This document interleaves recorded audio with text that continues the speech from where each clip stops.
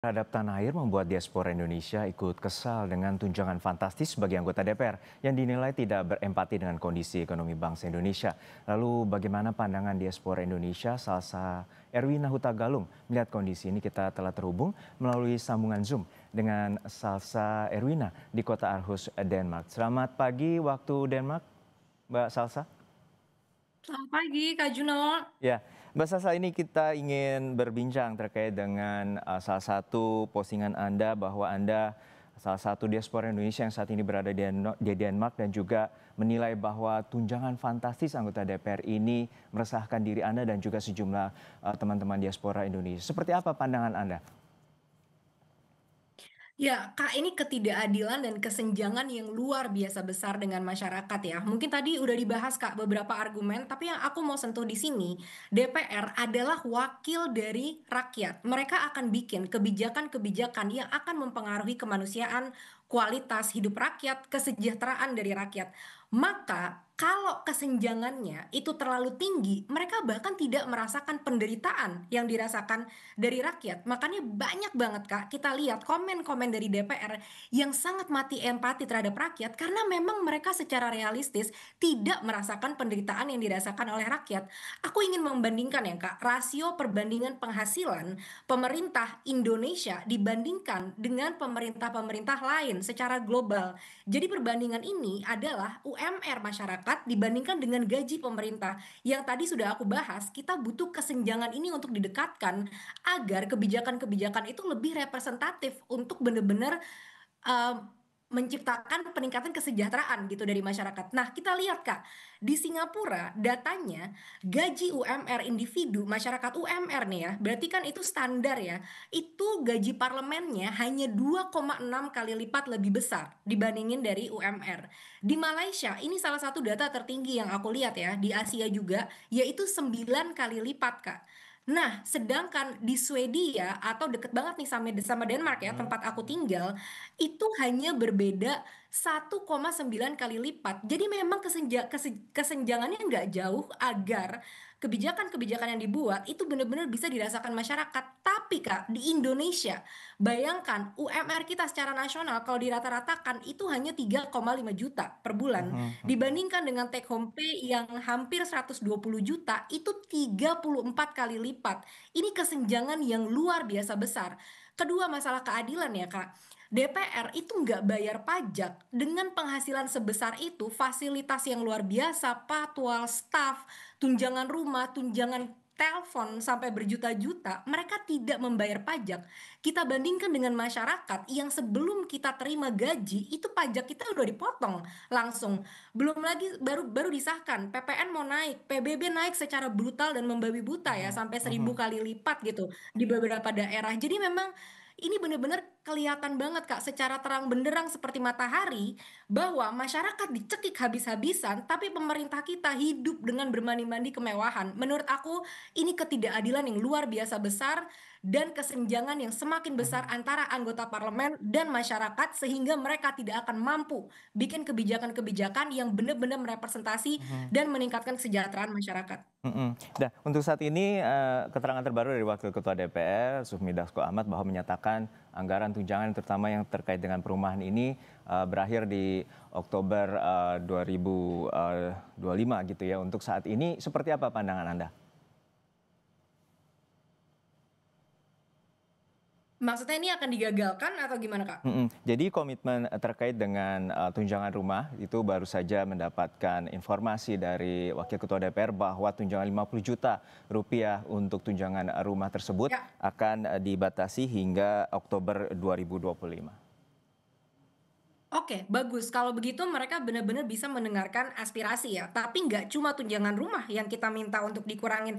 Semua-muanya. Karena tunjangan komunikasi, tunjangan segala macam itu juga harus kita pertanyakan, Kak. Mhm. Karena ini adalah investasi dari pajak rakyat kan. Maka berhak kita pertanyakan dari investasi sebesar itu, apa hasil yang kita dapatkan dari kinerja DPR gitu ya. Apakah boleh aku bahas sedikit tentang bagaimana menurutku tentang hasil kerja DPR sampai saat ini?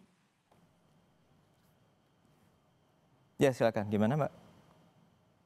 Ya, Mereka ini kan nggak jelas ya Kak, KPI-nya nggak ada, tujuan takaran kinerjanya itu nggak ditunjukkan. Padahal karyawan dimanapun, mereka adalah karyawan kita ya, karena kita yang bayar gaji mereka dan segala fasilitas mereka.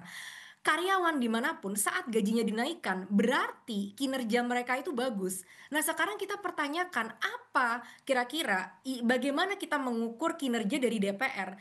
Karena nggak ada nih target yang dikomunikasikan kepada masyarakat, maka aku akan ambil target-target yang bisa aku cari dari informasi di luar gitu ya. RUU Kak, RUU di tahun 2025 kita punya target sebanyak 42 RUU prioritas yang harusnya disahkan. Sampai saat ini baru ada 14 yang sudah disahkan, bahkan setengahnya pun jauh hasilnya dari sana. Kedua, RUU perampasan aset, Kak. Ini sesuatu yang masyarakat udah bener-bener benci banget dengan korupsi di Indonesia dan ini membunuh banyak banget sistem masyarakat kita, udah merusak ke lini-lini masyarakat ya. RUU perampasan aset itu didukung 94% oleh publik. Ini data dari Transparansi Internasional. Tapi sampai saat ini pengesahannya masih ditunda. Bahkan aku lihat ya, kemarin Syaroni sempat berkata bahwa oh kalau mau OTT kalau bisa lapor dulu sama-sama ketua partai.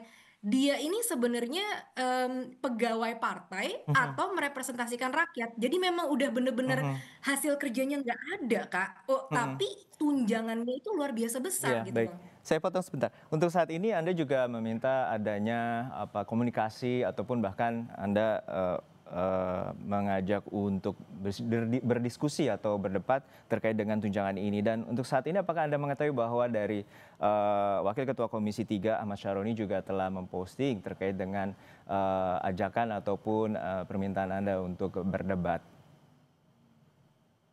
Iya, bahkan kayaknya akun aku udah diblok ya, karena mungkin begitu banyak mention kepada wakil rakyat kita yang satu itu, dan dia sudah balas kalau katanya dia nggak akan menerima ajakan debat itu karena dia masih masih bodoh dan masih perlu belajar. Ya menurutku kalau memang dia merasa bodoh, maka itu bukan tempat yang baik ya untuk dia mengatakan orang-orang yang mau membubarkan DPR itu ya cenit gitu ya.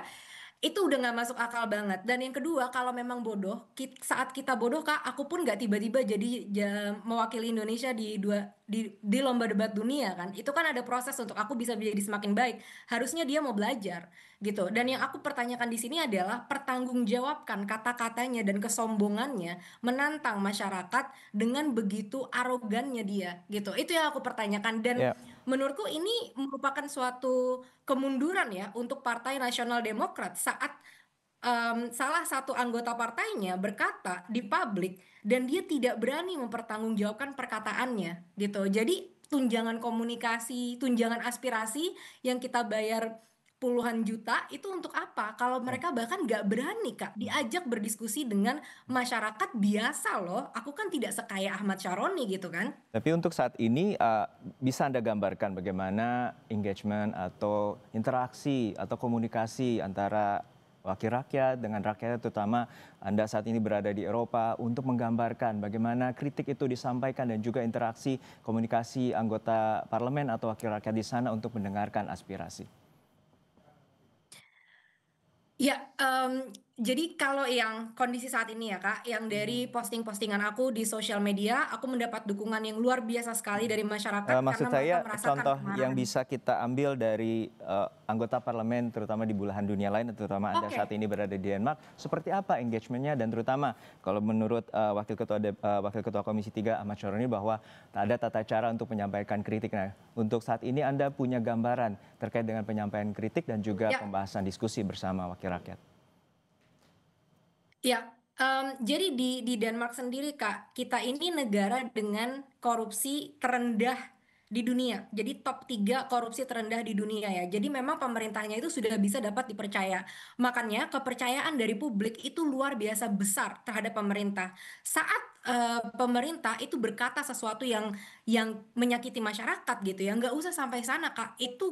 Itu namanya cacian dan makian dari masyarakatnya luar biasa besar. Karena apa? Karena mereka itu dibayar dari gaji hasil pajak rakyat dan pemerintah di sini tidak diperlakukan dengan spesial sama sekali, Kak. Karena tadi yang sudah ditunjukkan ya, mereka gajinya cuma 1,9 kali lebih besar dibandingin UMR. Mereka tidak ada Kak namanya tunjangan rumah dinas, tidak ada namanya tunjangan mobil pribadi. Yang diberikan adalah mereka dikasih kartu transportasi gratis untuk naik bus dan kereta.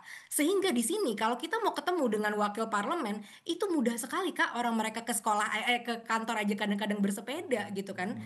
Dan kelihatan ya Kak hasil kerjanya. Denmark salah satu negara paling bahagia di dunia dengan tadi aku bilang tingkat korupsi terendah dan segalanya pendidikan, kesehatan itu gratis Kak. Namanya pendidikan gratis itu bukan itu gratis sampai S2 dan sampai S3. Jadi bisa sekolah sampai manapun dan bukan cuma gratis, namanya mahasiswa itu dibayar Kak sama pemerintah untuk bisa belajar.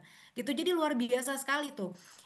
Mereka menerima kritik dan bahkan kadang-kadang kalau mereka mau membuat kebijakan Kak, mereka bikin surat terbuka. Aku sendiri ya, yang bukan warga negara Denmark, mendapatkan surat itu untuk diundang datang memberikan aspirasiku dan mereka Mhm. akan share nih, oh ini rencana kita, kira-kira ada masukan, ada feedback dari rakyat-rakyat gitu kan. Dan makanya karena dari situ akhirnya kepercayaan publik terhadap politisi itu tinggi sekali di Denmark. Mhm. Artinya partisipasi publik itu dinilai sangat penting oleh wakil rakyat, terutama saat ini Anda berada di Denmark melihat potret itu adalah bagian penting terkait dengan demokrasi. Untuk saat ini apa saja langkah Anda terutama dengan diaspora Indonesia di sana untuk menjembatani terkait dengan pikiran Anda, kritikan Anda terkait dengan tunjangan fantastis ini? Iya Kak, dan sebagai bangsa Indonesia ya, yang lahir dan besar di Indonesia, aku cinta sekali dengan tanah airku dan melihat keindahan negara lain, keadilan, kesejahteraan seperti ini, itu ngebuat hati aku hancur ya Kak setiap hari. Karena aku melihat negara-negara ini bukan negara kaya, mereka nggak punya apa-apa Kak, mereka cuma punya sumber daya manusia. Dibandingkan dengan negaraku yang sumber daya manusianya luar biasa banyak, alamnya luar biasa hebat, tapi kemiskinannya luar biasa besar. Nah, berangkat dari situ, kita diaspora-diaspora itu merasakan kesedihan yang luar biasa dengan apa yang terjadi di Indonesia. Ditambah lagi dengan sikap arogan yang kita lihat dari mulai bupati-pati, anggota-anggota DPR, pelawak-pelawak di DPR yang joget gitu ya dengan situasi yang menyedihkan ini. Ahmad Syaroni Baik. yang mengatakan rakyatnya sendiri. Nah, itu ngebuat kita ngerasa semakin marah gitu ya, Kak. Dan aku merasa kita sebagai diaspora, kita punya privilege, kita jauh dari Indonesia. Jadi kita akan lebih sulit kalau mau dibungkam sama pemerintah Indonesia. Jadi disitulah letak perjuangan kita, Kak. Kita punya pendidikan, kita punya karir yang sukses di sini, kita nggak lagi berkecimpung dengan survival gitu ya, harus cari uang setiap hari yang kesulitan dan lain sebagainya. Kita udah keluar dari Baik, itu. Jadi harusnya dengan privilege yang kita punya, kita bisa bantu baik. saudara sebangsa setanah air kita untuk keluar dari situasi yang menyedihkan ini. Baik, kita nantikan bagaimana terkait dengan introspeksi dan juga evaluasi dan kita harapkan wakil rakyat juga terus mendengar apa yang menjadi aspirasi dan terutama juga dari teman-teman diaspora Indonesia. Terima kasih Salsa Erwin Nahuta Galung, diaspora Indonesia Terima yang kasih saat Kak ini Juno. berada di Denmark. Sehat-sehat selalu Mbak.